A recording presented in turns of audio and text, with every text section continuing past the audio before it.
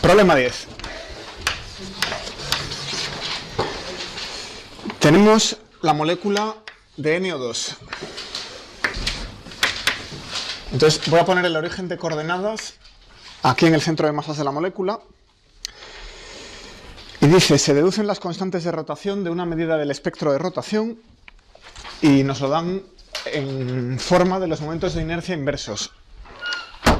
Se trata de determinar la geometría de la molécula. Si conocéis los momentos de inercia,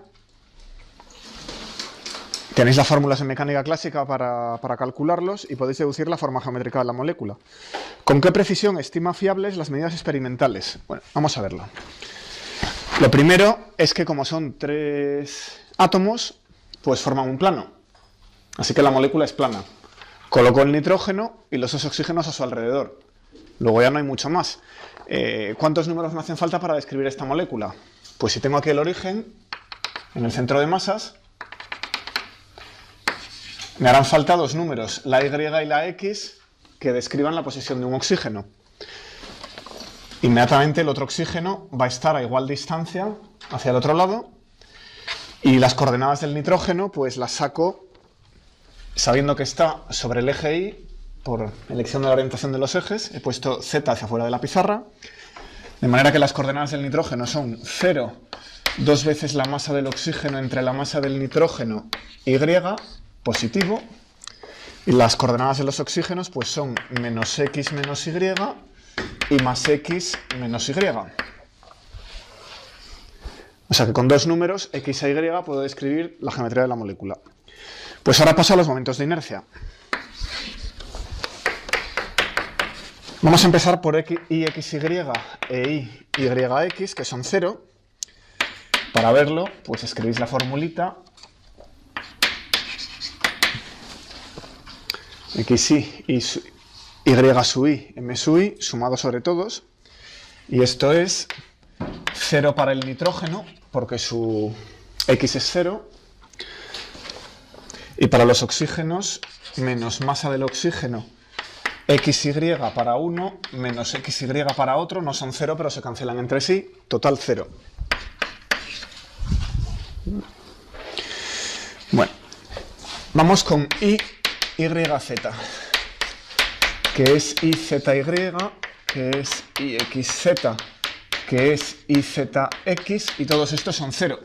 Porque en cuanto coja la fórmula correspondiente del tensor de inercia y pongo aquí una Z, como todo está en un plano, todo lo que lleve una Z es 0. Continúo. A ver IZZ. Esta es la suma de X cuadrado más Y cuadrado sub I, M sub I, que es igual a 2MO X cuadrado más Y cuadrado más MN, 2MO entre MN cuadrado Y cuadrado, que es igual a 2MO del oxígeno X cuadrado más 2MO más 4MO cuadrado entre MN Y cuadrado. Bueno, eso no es 0. Igualmente, IXX es 2MO más 4MO cuadrado entre MN Y cuadrado.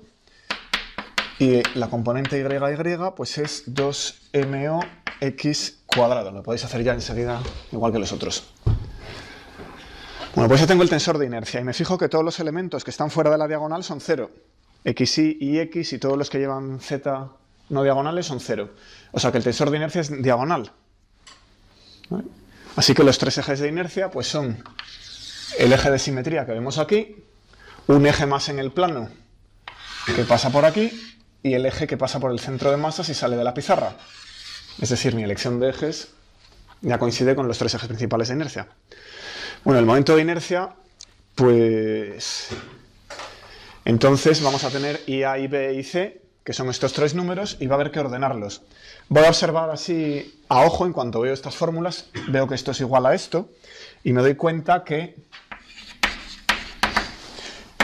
IXX más IYY es igual a IZZ. Se ve así a ojo. Vamos a ver los datos del problema. Dice que h barra entre 4pi c y sub a es 8,00 centímetros menos 1. H barra entre 4pi c y sub b es 0,434 centímetros menos 1. Y h barra entre 4pi c y sub c son 0,410 centímetros menos 1. Bueno, vamos a ver si se satisface esta fórmula. ¿No? Pues se comprueba enseguida que el inverso 1 entre 8 más 1 entre 4,34 es aproximadamente 1 entre 0,412. ¿Vale? O sea que este último es el C. Pues es este, IZZ. ¿Vale? Hemos identificado el IC con el IZZ.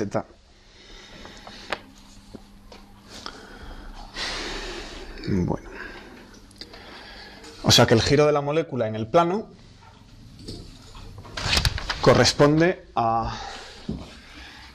lleva un momento de inercia I sub c. Bueno, ¿cuáles son los otros dos? Es decir, el momento de inercia alrededor de este eje va a ser el I sub c. Y los otros dos, pues hay que ver cuál es el mayor. Entonces os fijáis aquí comparando este con este. Y el IYY tiene menor momento de inercia. Ese es, por tanto, el más pequeño. Así que este va a ser el I sub A. Y finalmente, alrededor de este eje, pues tendremos el I sub B. Ya tenemos los tres números. Entonces ahora igualamos estas tres expresiones a estos tres momentos de inercia experimentales. ¿De dónde salen esos tres momentos de inercia experimentales? De estudiar las bandas de rotación de la molécula. Y ya despejáis. X sale raíz de IA entre 2MO e Y sale raíz de IB entre 2MO más 4MO cuadrado entre MN. 1 entre IB. Pues tengo que hacer una conversión de unidades. Entonces cojo 0,34 centímetros menos 1, paso el 4πc entre h barra. Aquí pongo 3 por 10 elevado a 10 centímetros por segundo. Y para h barra pues pongo 2pi por 4,13 por 10 elevado a menos 15 electronvoltios segundo y obtengo 1,59 por 10 elevado a menos 25 electronvoltios segundo al cuadrado. Y para... eso es IB, invirtiendo. Y para I sub A obtengo 0,086 por 10 elevado a menos 25 electronvoltios segundo al cuadrado. No son las unidades obvias para un momento de inercia, pero viene muy bien para sustituir aquí con algún factor C. Y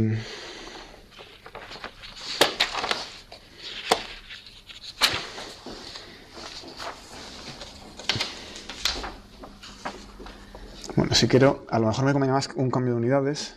Si quiero emplear la masa del oxígeno en GeV, voy a cambiar la unidad una vez más. Esto es lo mismo que, este es IB, es lo mismo que 14,3 GeV por C cuadrado, nanómetro al cuadrado.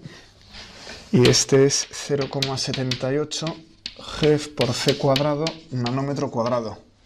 Esa es más obvia. Así puedo expresar las masas en GeV y me quedan la X y la Y en nanómetros. Y despejando, pues X es 0,16 nanómetros, que es 3,0 veces el radio de Bohr. Y la Y pues es 0,38 nanómetros, que es 7,2 veces el radio de Bohr. O sea que la molécula es más larga que ancha. Aquí tenemos 3 veces el radio de Bohr y de aquí a allí, de aquí a aquí tenemos 7,2. Si no me he equivocado con los numerotes. Vale. Pues eso es NO2.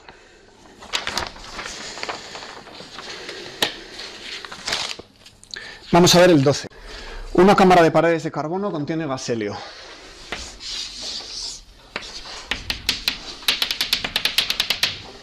Bueno. Entonces resulta que por la atracción entre los átomos de helio Y los átomos de la pared, el átomo de helio no forma enlace covalente, así que estamos hablando de interacción de Van der Waals.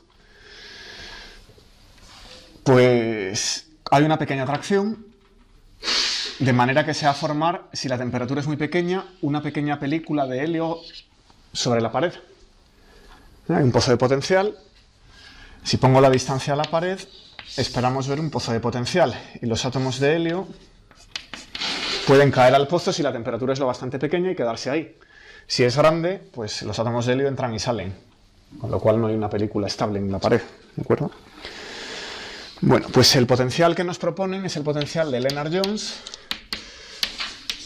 4 epsilon, sigma entre r elevado a 12, menos sigma entre r elevado a 6. Tiene una parte repulsiva de corto alcance y una parte atractiva de corto alcance, pero menos corto. Bueno, entonces vamos a integrar. Cogemos la pared sobre la que se forma la película. Entonces en la pared tenemos un montón de átomos y aquí resulta que hay un átomo de helio. La distancia a cada uno de los átomos es la R que sale aquí. Y ahora voy a necesitar más coordenadas, pues una H que sea la altura del átomo de helio sobre la pared, una ρ, por ejemplo, que me barra sobre la pared. Entonces, ρ, ¿cómo lo voy a tomar? Pues desde la proyección perpendicular sobre la pared va a estar aquí, pues vamos a ir tomando círculos de ρ concéntricos. Y phi, pues va a ser la variable azimutal. O sea que utilizamos coordenadas cilíndricas y el eje del cilindro va a ser la recta perpendicular al plano que pasa por el átomo de helio correspondiente.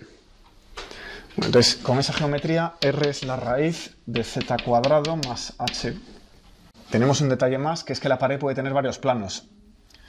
La pared puede tener varios planos, esa es h es la distancia al primer plano de la pared, pero luego la coordenada z va a los sucesivos planos de la pared. No es solo una línea de átomos, sino que puede haber otra línea detrás y una tercera, etc. A gran distancia, como el potencial cae muy deprisa, deja de importar, la integral va a converger. Pero el grosor de la pared importa. Entonces aquí tengo z más h. Eso es. Si lo hubiera dibujado mejor aquí. Bueno, pues entonces ahora me hace falta cada uno de los átomos, con qué interacción ve respecto al átomo de helio. Eso es fácil. Pero luego tengo que contar el número de átomos en la pared. Bueno, el número de átomos por unidad de volumen es n.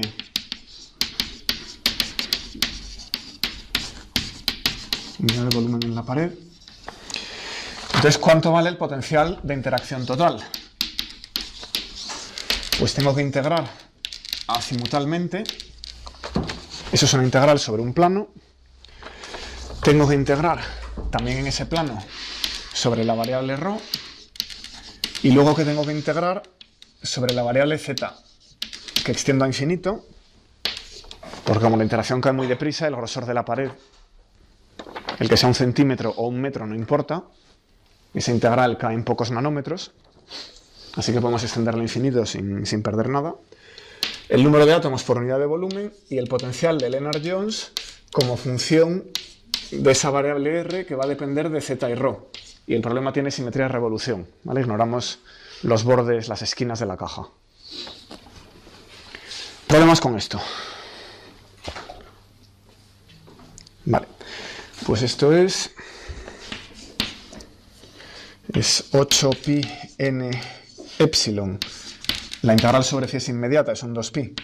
Entonces tenemos aquí ρ diferencial de ρ, integral sobre z, y voy a sacar la parte de sigma que puedo, un sigma cuadrado, entre ρ cuadrado más z más h cuadrado, todo ello al cubo, por lo mismo al cubo menos 1,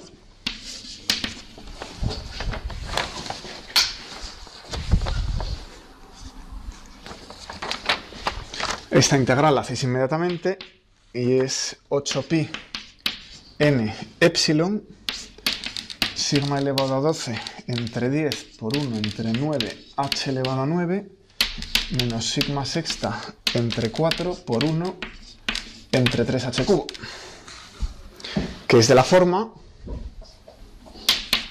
una constante entre h elevado a 9 menos otra constante entre h al cubo. Y eso es lo que se pedía en la primera parte, ¿no? Bueno, pues ahora nos dice que la densidad de átomos de carbono por nanómetro cúbico es 113. Hay que calcular A y B y la posición H0 de equilibrio, donde se encuentra el mínimo del potencial. A ver, aquí hay un 12, ¿no? 12. 2 por 3, 6. Y 6, 12. El numerador me cuadra. Aquí veo una R, que es la raíz, que eleva a 12. Por tanto, me queda lo de dentro elevado a 6. Entonces veo esto al cubo y otra vez al cubo. Total 6. Me cuadra. Hay un h paréntesis al miembro paréntesis. Sí, sí. O sea, es z más h todo al cuadrado. Eso es. Eso es. Vale. ¿Cómo se dice tiza en latín? Bueno. Vamos a calcular ahora las constantes A y B. Entonces, ¿de dónde saco A? Comparo las dos ecuaciones. Es 8pi n epsilon, sigma 12 entre 90. Si n es 113 átomos por nanómetro cúbico y epsilon es 1,5 por 10 elevado a menos 3 electronvoltios, eso se deduce de experimentos en frío helio-carbono. ¿Y qué más cosas me hacen falta? La sigma, el alcance de este potencial de Van der Waals, pues es 0,3 nanómetros, es la parametrización de Lennard-Jones, el potencial de Van der Waals. Ya podemos calcular A y B. Sustituís aquí y la A resulta ser 25 electronvoltios por ángstrom a la 9 y la B 0,26 electronvoltios por ángstrom al cubo. Así que ya tenéis el potencial total y bueno, tiene un mínimo. Se trata de calcular la posición. ¿Cómo se calcula? Derivando. Sacamos la derivada de V respecto a H e igualamos a 0 para obtener 3 entre H cuarta menos 3A entre H sexta más B igual a 0. ¿De dónde? H es la raíz sexta de 3A entre B, las constantes ya están calculadas, así que H son, en el punto de equilibrio, H0, 2,6 ángstrom. Así que a 2,6 ángstrom de la pared, un átomo de helio, lo bastante frío, ahora veremos cuánto, pues puede quedarse ahí y se forma una pequeña película de helio alrededor de la pared. Bueno, claro, la agitación térmica, K por T, puede meter o sacar átomos de ese mínimo de potencial. Entonces lo primero que necesito pues, es ver cuánto vale la altura del mínimo de potencial. Eso es evaluar el potencial a esa distancia. V total evaluado en H0 son menos 0,0102 electronvoltios. Y para que un átomo pueda salir de ahí, o ya quedarse atrapado, tenemos que bajar la temperatura de manera que la agitación térmica típica, Kt medios, sea menor que el módulo de ese potencial. Y finalmente, la temperatura sale en menos 36 grados centígrados. A ver si lo conseguís. Bueno, y finalmente se trata de comparar esto con la fuerza gravitatoria típica sobre el átomo de helio. Si tenemos aquí un átomo, su peso tira del para abajo.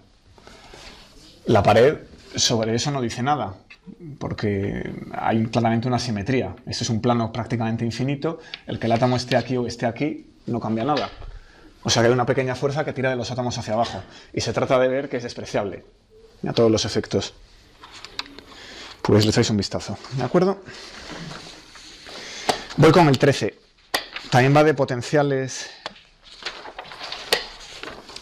interatómicos. Aquí tenemos el potencial de Morse para la molécula de hidrógeno.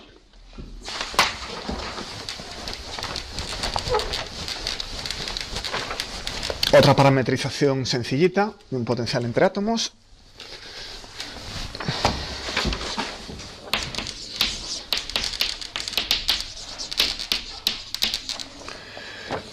pues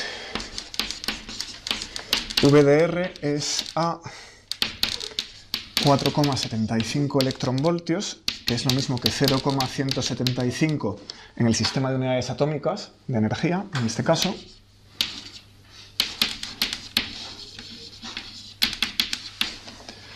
Continúo por e elevado a menos 2 a R menos R0 menos 2 elevado a menos a R menos R0.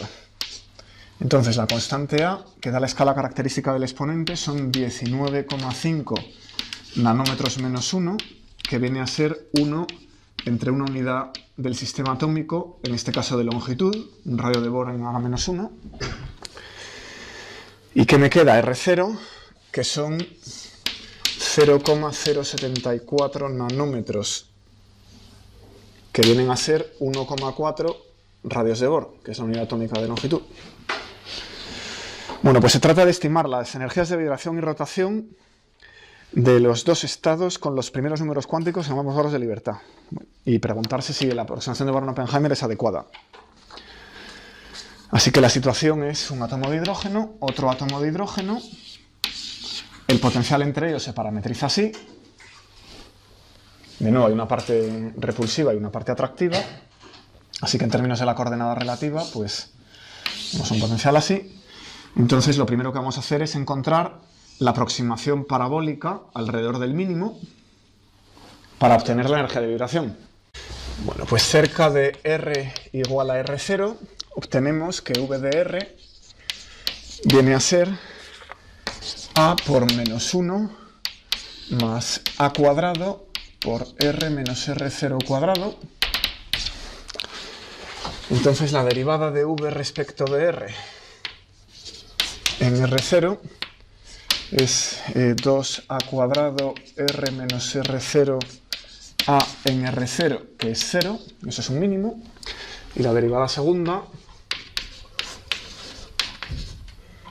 respecto a R dos veces evaluada en R0 es 2A cuadrado por A mayúscula. Entonces de aquí saco la constante del muelle y la frecuencia característica de vibración raíz de K partido por la masa reducida es 2A cuadrado A partido por la masa reducida, y como es una molécula de hidrógeno, la masa reducida es la mitad de la masa del átomo de hidrógeno.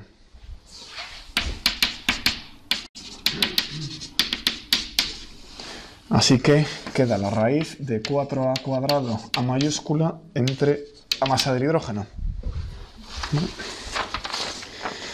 Bueno, pues si evaluáis esto, bueno, para la energía de vibración me hace falta un H barra. Me salen 0,0196 si sale todo en unidades atómicas de energía, que son los Hartree.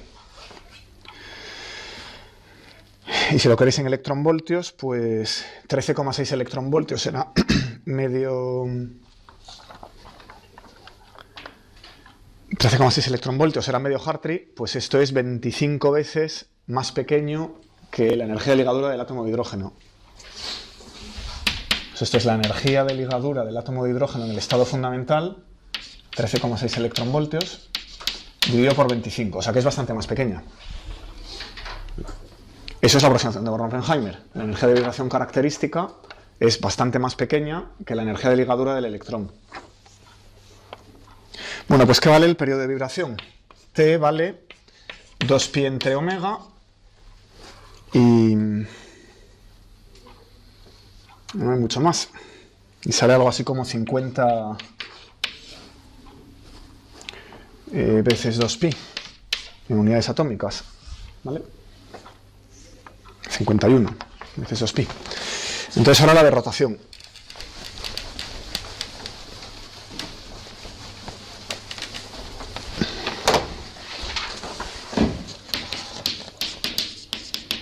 El término relevante en el hamiltoniano pues es 1 entre 2 veces la masa reducida, L por L más 1 entre R0 cuadrado, asumiendo que la molécula está en el estado fundamental de vibración,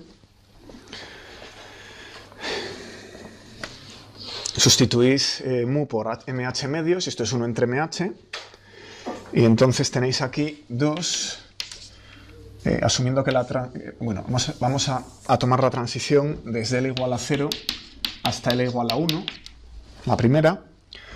Entonces esto da L por L más 1 es 1 por 2 menos 0 por 1. Eso es L por L más 1 restado, y luego va dividido por MH R0 cuadrado, y eso es el salto de energía entre ambos niveles, el 1 y el 0. Así que es 2 entre 1837 por 1,5 al cuadrado, ese es el R0 en unidades atómicas, masa del hidrógeno en unidades atómicas, que son la masa del electrón, total 0,5 por 10 elevado a menos 3 unidades atómicas de energía, que son Hartree. Y si saco el periodo característico, el tiempo característico asociado a esa energía, pues salen 2012 unidades atómicas de tiempo. ¿Cuánto vale el tiempo característico de la primera órbita de Bohr? Por comparación, en el hidrógeno. Pues tenemos T igual 2pi r, r es a 0, esa es la longitud de la circunferencia de la primera órbita de Bohr, dividido por la velocidad con que se recorre, que es alfa c. Así que esto es 2pi en unidades atómicas de tiempo. Resulta que el tiempo característico de vibración es 50 veces más largo que el tiempo característico de rotación del electrón en el átomo de hidrógeno. ¿Vale? Y resulta que el periodo de rotación de la molécula de hidrógeno, si salto del nivel 0 al nivel 1, pues tenemos aquí 2012 unidades atómicas, que es bastante mayor que 6. Entonces, ¿cómo va la aproximación de Bohr-Oppenheimer? Pues muy bien. Los movimientos nucleares de rotación a vibración son mucho más lentos que el movimiento característico del electrón. Vale, problema 14. Se trata de ver algunas configuraciones del estado fundamental de varias moléculas diatómicas. Bueno, vamos a ver el carbono 2. Entonces, aquí cada carbono aporta 6 electrones, así que tenemos que colocar 6 electrones por 2. Y puede convenir recordar el orden de llenado de los niveles moleculares. Primero se llena el 1s sigma, luego el 1s sigma antienlazante, luego el 2s sigma, después el 2s sigma antienlazante, luego vienen dos niveles 2p pi, después el 2p sigma, 2p pi estrella, 2p sigma estrella, más o menos. Bueno, entonces vamos a ver el carbono 2. Pues tenemos que llenar el 1s sigma g, 2 electrones, luego el 1s sigma u antienlazante, 2 electrones, 2s sigma g, 2 electrones, 2s sigma u antienlazante, 2 electrones, la combinación antisimétrica, ¿cuántos llevo? 4 y 4, 8. Me quedan 4 y estoy en el 2p pi, que me caben justo 4 electrones. 2p pi u 4 electrones, pues hemos terminado. Así que predecimos, todos los spins están apareados, spin 0, un singlete. Todos estos tienen lambda igual a 0, y aquí tengo lambda igual a 1 y lambda igual a menos 1, ambos ocupados, más 1 y menos 1 se cancelan, así que el momento angular orbital también es 0, la rotación alrededor del eje de la molécula, así que es sigma, y tiene simetría G bajo intercambio de los dos núcleos. ¿Qué pasa si ahora le quito un electrón? Vamos a ver la molécula de C2+. Es un ion molecular al que claramente es muy reactivo, le hemos quitado un electrón, pues ¿qué predecimos ahora? Todo lo mismo, excepto que aquí en 2p pi u tenemos un hueco. Hay 3 electrones en vez de 4. Bueno, como es un electrón que está o un hueco que está en un orbital pi desapareado, pues ahora el momento angular va a ser 1. Va a haber una unidad, lambda igual a 1. Así que el orbital completo va a ser un pi. Va a tener simetría U, la del hueco. Y como es un hueco, pues tiene dos componentes de spin, es un doblete. Ion contrario, ¿qué ocurre si esa molécula pudiera ligar un electrón y tuviéramos C2-, un ion negativo?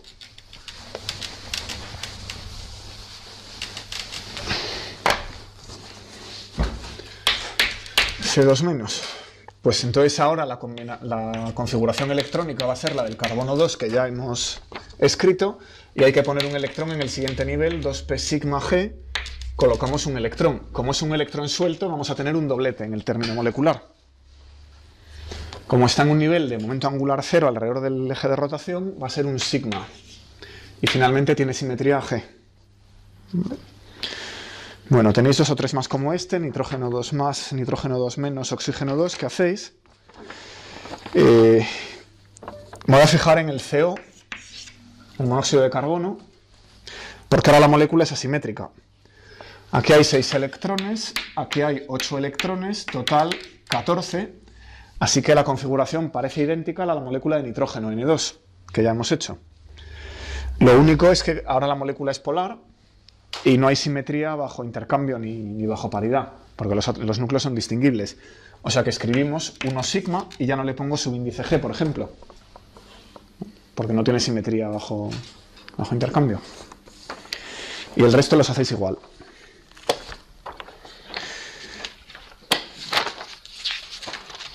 Voy a mirar el problema 16. Se trata de calcular el elemento de matriz de transición dipolar eléctrica para practicar un poquito en un oscilador de una dimensión. Problema sencillito.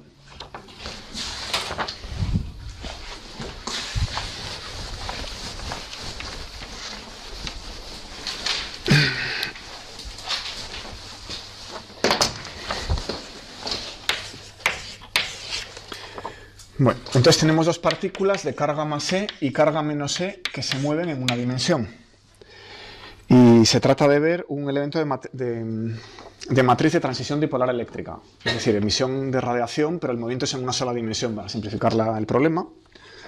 Así que nada, tenemos aquí el origen de coordenadas y el momento dipolar, que normalmente es la suma de las posiciones de las partículas por la carga de cada una de las partículas, ahora solo está en una dimensión, pues va a ser un escalar, un número, va a ser más e. He escrito las cargas al revés, voy a poner aquí el más y aquí el menos.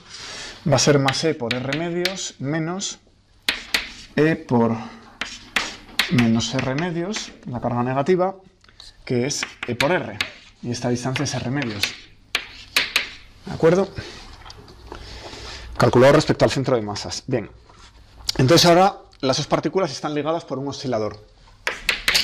Oscilador cuyo hamiltoniano será p cuadrado entre 2m más m omega cuadrado entre 2r cuadrado. Bueno, entonces las soluciones al problema del oscilador armónico en una dimensión las conocéis de mecánica cuántica o de física cuántica 2. Bueno, quizá debería escribir aquí x en vez de r porque es una dimensión. Esta r es x, ¿de acuerdo? Bueno, pues esto es la raíz de alfa entre raíz de pi 2 elevado a n, n factorial. Aquí tenemos un polinomio de Hermite de orden n de alfa r y una exponencial, una gaussiana, elevado a menos un medio, alfa cuadrado r cuadrado. Y las energías de estos autoestados pues son h barra omega por n más un medio. Ahí está. Y finalmente podemos relacionar esta constante alfa como raíz de m omega entre h barra. Bueno, pues ahora transiciones dipolares eléctricas.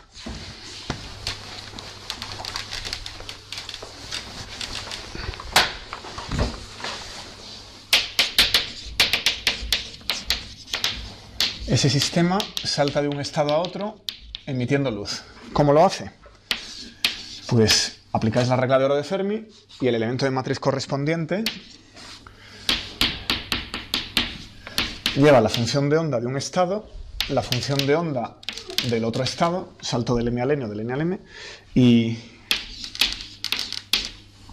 el dipolito, que era E por R. ¿Cómo se calcula eso? Pues una manera es sustituir aquí E por R y hacerse una integral con gaussianas y polinomios. Pero la manera astuta es hacerlo algebraicamente, con las reglas del oscilador armónico, ¿verdad? Entonces, sabemos que R es la raíz de h barra entre m omega A más A daga, operador de destrucción del oscilador, operador de creación, dividido por raíz de 2. Entonces, ¿eso qué quiere decir? Que cogemos la m y podemos saltar a m menos 1 o a m más 1. En el oscilador armónico hay una regla de selección más menos 1. Por cierto, alguien me preguntaba el otro día si era frecuente, si deberíamos ver armónicos en todos los saltos en un espectro de vibración. Entonces, aquí veis que si todos los muelles fueran osciladores puros, armónicos, no veríamos armónicos porque solo saltaríamos del nivel 1 al nivel 2, no podríamos saltar al 3. Pero con anarmonicidades sí. ¿De acuerdo? O sea, se pueden ver, pero no son tan frecuentes. Bueno, ¿dónde estábamos? Entonces, el elemento de matriz de esto, algebraicamente, los he llamado N y M. Eso es una matriz. Y esto lo habéis ido a estudiar con el oscilador. Raíz de h barra partido 2m omega. Bueno, por ejemplo, si fueran n y n menos 1, n, r, n menos 1, esto sabéis que es e raíz de n, raíz de h barra entre 2m omega, ¿verdad? Entonces esto es una matriz que tiene ceros en la diagonal, luego va teniendo raíces. Raíz de 1, 0, raíz de 2, 0, 0, 0, raíz de 2, 0, raíz de 3, 0, 0, 0, raíz de 3, 0, raíz de 4, etc. Es una matriz que tiene creación y destrucción, dos bandas paralelas a la diagonal.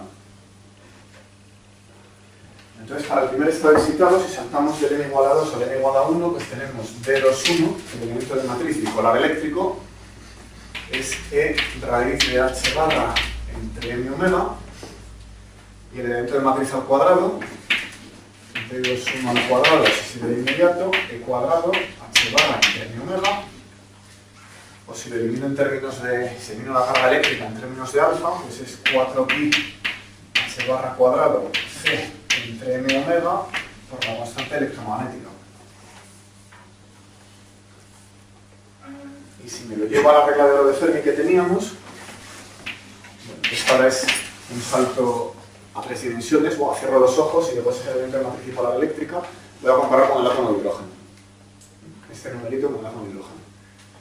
Bueno, pues este salto a ciegas, probabilidad de emisión por unidad de tiempo y ángulo sólido, teníamos la suma sobre las polarizaciones del fotón de alfa omega cubo entre 2pi c cuadrado, y luego teníamos este momento dipolar multiplicado por el vector de polarización del campo eléctrico, todo al cuadrado, algo así, y obteníamos para el átomo de hidrógeno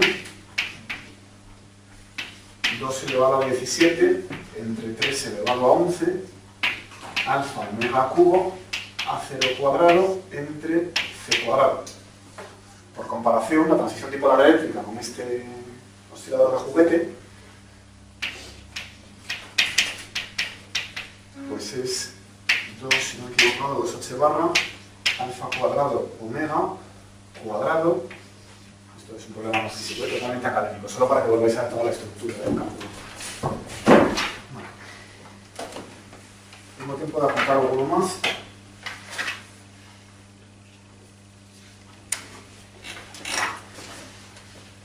Vamos a ver el 17. Tenemos varias transiciones electrónicas en una molécula diatómica. ¿Cuáles pueden darse en aproximación dipolar eléctrica?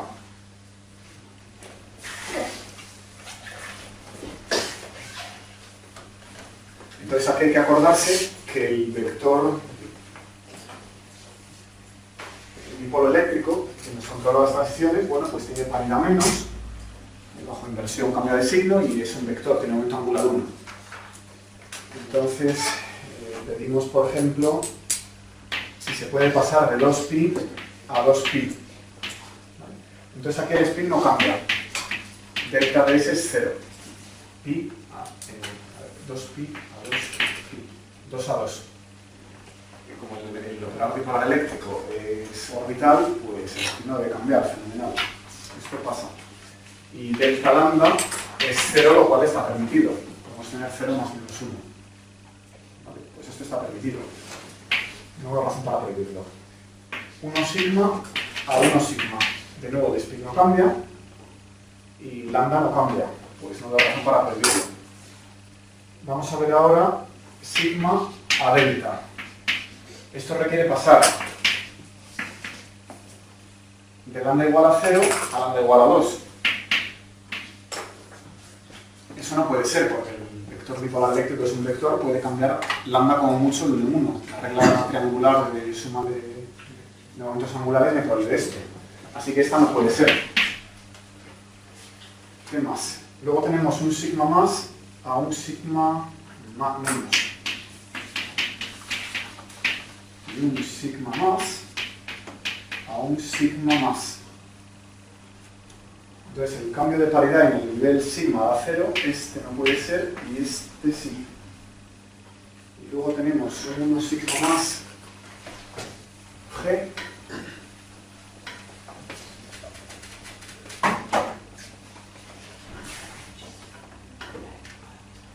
recordad, aquí la regla de selección que os tengo que recordar es que podemos pasar de más a menos y de menos a más, salvo en el nivel sigma. En el nivel sigma es lo contrario. ¿Y qué más tengo por aquí? Tengo 1 sigma más G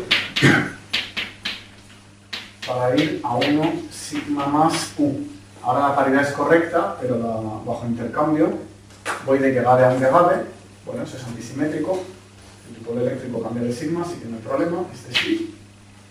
Y 3 sigma menos G a 3 sigma más U, que está prohibido.